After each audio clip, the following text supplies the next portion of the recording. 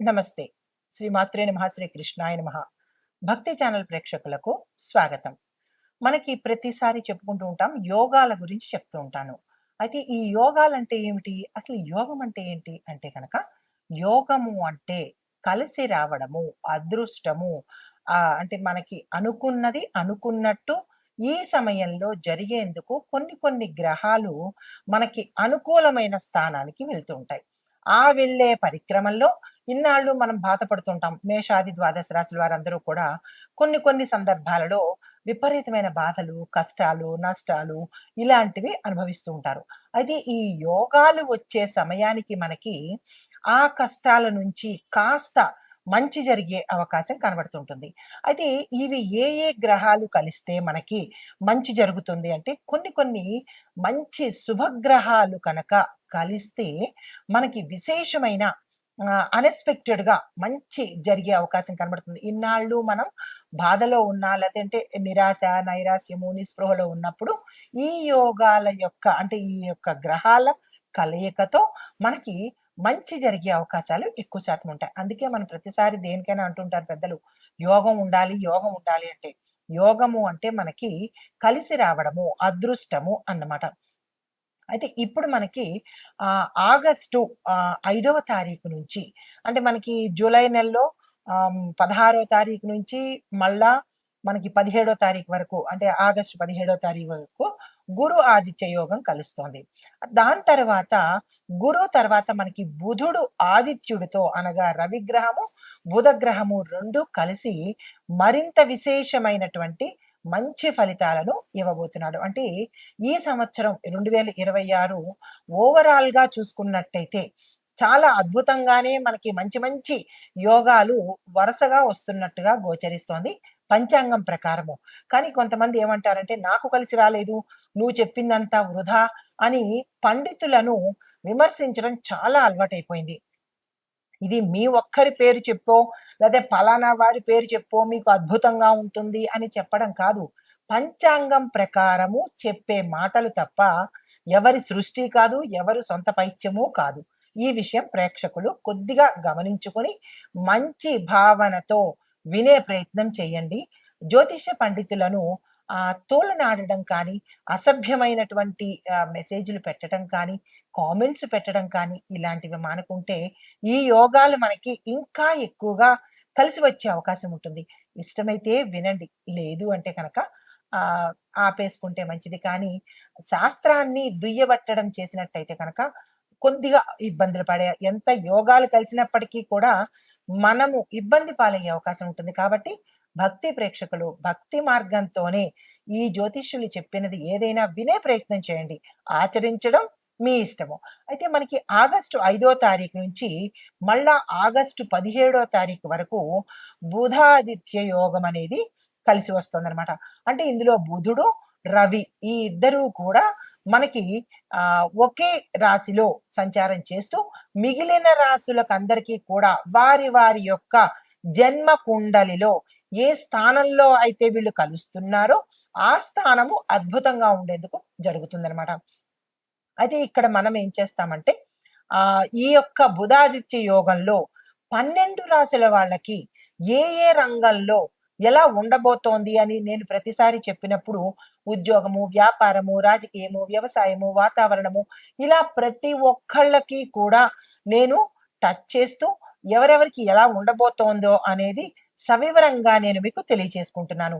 అదే పరిక్రమంలో ఈసారి బుధాదిత్య యోగంలో 12 రాశుల వాళ్ళకి అందులోనూ విద్యార్థుల దగ్గర నుంచి ప్రతి ఒక్కళ్ళకు, స్త్రీలకు అందరికీ కూడా నేను ఒక్కొక్కటి వివరంగా చెప్తాను. చాలా మందికి పురుషులకేనా జాతకము అని అనుకుంటారు. తప్పు. అంటే మనము జెండర్ లేకుండా చెప్తారు. ఇప్పుడు మనకి పంచాంగంలో కూడా స్త్రీలు, పురుషులు అనేది ప్రస్తావన ఉన్నప్పటికీ సామాన్యంగా ఆ రాశిలో ఉండే ప్రతి ఒక్కళ్ళకి అన్నీ అన్వయించబడతాయి అనేది చెప్పదగినటువంటి విషయం అనమాట. అయితే ఇప్పుడు మనము మేషాది ద్వాదశ రాశుల వారికి ఈ బుధాదిత్య యోగంలో ఈ పీరియడ్‌లో ఎలా ఉండబోతోంది? ఎవరెవరికి మంచి జరగబోతోంది? అనే అంశాలు మీకు ప్రతి ఒక్కటి సవినయంగా, సవివరంగా తెలియచేసుకుంటాను. తదుపరి రాశి మకర రాశి. ఈ రాశి వారికి బుధాదిత్య యోగంలో ఎలా ఉండబోతోందంటే, ఈ బుధుడు, సూర్యుడు యొక్క ప్రభావం వల్ల ఆర్థిక ప్రణాళికలు, బాధ్యతలు, క్రమశిక్షణ, వృత్తిలో నైపుణ్యము పెరిగేందుకు అవకాశాలున్నాయి. శ్రమకు తగిన గుర్తింపు కూడా మీరు ఈ సమయంలో పొందుతారు. గతంలో ఆలస్యమైన పనులు ఇప్పుడు వేగవంతంగా ముగిసేందుకు అవకాశాలు కనబడుతున్నాయి. దేశ ఆర్థిక, రాజకీయ, రక్షణ, న్యాయ, వాతావరణ పరిస్థితుల ప్రభావం చూసినట్టయితే కనుక ఆర్థిక రంగంలో పరిశ్రమలు, నిర్మాణ రంగము, మౌలిక వసతులు, దీర్ఘకాలిక పెట్టుబడులకు ప్రాధాన్యం ఇవ్వబడుతుంది. రాజకీయంగా పరిపాలనా నిర్ణయాలు, బాధ్యతాయుతమైనటువంటి విధానాలు చర్చనీయాంశం అయ్యే అవకాశం కనబడుతోంది. రక్షణ రంగంలో క్రమశిక్షణ, సాంకేతిక అభివృద్ధి, భద్రతా వ్యవస్థలు మరింత పటిష్టమయ్యే అవకాశం ఉంది.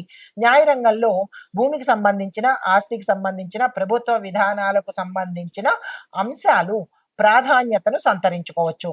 వాతావరణ పరంగా చూసినట్టయితే కనుక పర్వత, వ్యవసాయ ప్రాంతాలు, నీటి వనరుల మీద అభివృద్ధి ఈ వీటికి ఎక్కువగా పరిశీలన చేసుకోవాల్సిన అంశము. అయితే ఈ రాశిలో ఉండే విద్యార్థులకు చూసుకున్నట్టయితే కనుక కష్టపడి చదివితే మంచి ఫలితాలు పొందుతారు. ఇంజనీరింగ్, అకౌంట్స్, మేనేజ్మెంట్, టెక్నికల్ ఈ విద్యార్థులకు మంచి సక్సెస్ సాధించే అవకాశం కనబడుతోంది. పోటీ పరీక్షలకు సిద్ధమయ్యే వారికి కూడా క్రమశిక్షణకు ఎక్కువగా ప్రయారిటీ ఇస్తేనే మీరు సక్సెస్ అయ్యే అవకాశాలు కనబడుతోంది. ఈ రాశికి అధిపతి శని భగవానుడు కాబట్టి శని భగవానుడు క్రమశిక్షణకు అధిదేవుడు. ఎవరైతే క్రమశిక్షణతో ఉంటారో వాళ్ళకి సక్సెస్ దానంతట అదే వచ్చే అవకాశం కనబడుతోంది. ఈ విషయంలో జాగ్రత్తలు తీసుకోండి. పరిశోధన, నైపుణ్యాభివృద్ధి కోర్సులకు ఇది చక్కని సమయము. మీకు చెప్పదగినటువంటి సలహా ఏంటంటే ఆలస్యం చేయకుండా ఏ రోజు పని ఆ రోజు అన్నట్టుగా ఉంటేనే ముందుకు వెళ్ళే అవకాశం కనబడుతోంది. ఉద్యోగస్తులకు చూసుకున్నట్టయితే కనుక మీకు ఆ బాధ్యతలు పెరిగేందుకు అవకాశం ఉంది. మీ కష్టానికి తగినటువంటి గుర్తింపు కూడా లభించే అవకాశం కనబడుతోంది. ప్రమోషన్ లేదా కొత్త బాధ్యతల కోసము ప్రయత్నించే వారికి ఈ సమయము అనుకూలత కనబడుతోంది. ప్రభుత్వ ఉద్యోగ ప్రయత్నాలు చేసేవారు మరింత శ్రమ పడవలసిన పరిస్థితి, తొందరగా అనుకూలత అయితే కనిపించడం లేదు. అయితే మీకు అనుకూలమైన రంగాలు ఏమిటి అంటే పరిపాలన, ఇంజనీరింగ్, బ్యాంకింగ్, నిర్మాణ రంగము, ఐటీ రంగము. అయితే వ్యాపారస్తులు చూసుకున్నట్టయితే కనుక స్థిరమైన అభివృద్ధికి ఇది అవకాశంగా కనబడుతోంది. దీర్ఘకాలిక ప్రణాళికలు మీకు విజయవంతం అవుతాయి.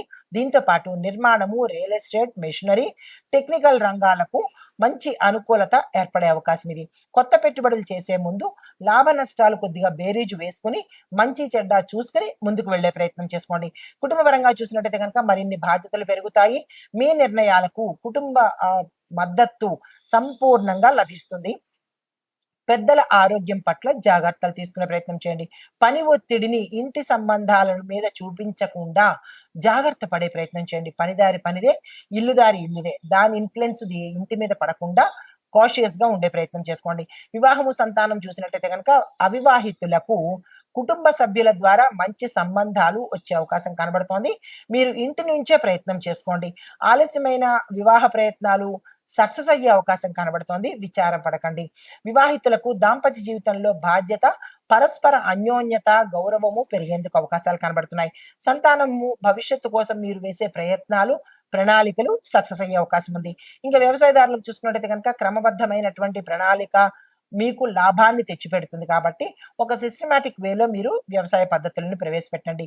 భూమి, యంత్రాలు, పెట్టుబడుల విషయంలో మాత్రం జాగ్రత్తలు తీసుకోండి. దీర్ఘకాలిక పంటలు, తోటల పంటలు కనుక మీరు వేసినట్టయితే అనుకూలంగా ఉండే అవకాశం కనబడుతోంది.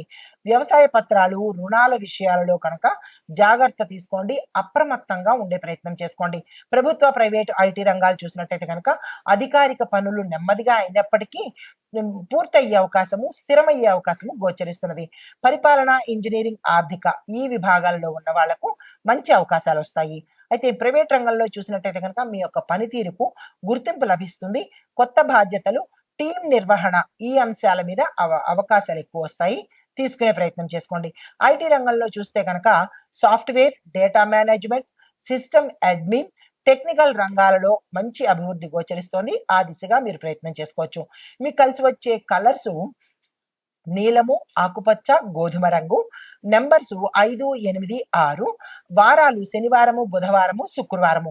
మీకు చెప్పదగినటువంటి పరిహారాలు: ప్రతి బుధవారము గణపతి ఆరాధన చేయడము, గరికమాలను సమర్పించడము. శనివారం రోజు శని భగవానుడికి నువ్వుల నూనెతో దీపాన్ని వెలిగిస్తే శుభప్రదంగా ఉండబోతుంది. కష్టపడే వారికి సహాయం చేయడం చాలా మంచి పని. అయితే మీకు సమయ పాలన, నిజాయితీ ఈ 2 మీరు తప్పనిసరిగా మకర రాశి వాళ్ళు తప్పనిసరిగా పాటించాల్సిందే.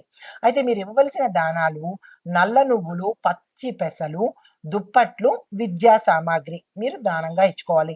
మీకు చెప్పదగినటువంటి మంత్రాలు: శని భగవానుడికి ఓం శం శనేశ్వరాయ నమః అనే మంత్రము ప్రతి శనివారము, బుధుడికి సంబంధించి ఓం బుంబుధాయ నమః అనే మంత్రము, గణపతికి సంబంధించి ఓం గ్లౌం గం గణపతియే నమః ఈ మంత్రాన్ని ప్రతి బుధవారము 108 సార్లు చదువుకోండి. అయితే ఈ ఓవరాల్‌గా ఈ మకర రాశి వాళ్ళకి ఈ బుధాదిత్య యోగంలో కాలం కలిసి వస్తుంది. ఉద్యోగ స్థితిగతులు మెరుగుపడతాయి. స్థిరత్వం ఏర్పడుతుంది. ఆర్థిక ప్రణాళికలు, బాధ్యతల నిర్వహణ, దీర్ఘకాలిక విజయాలకు మీకు ఇది అనుకూలమైన సమయము.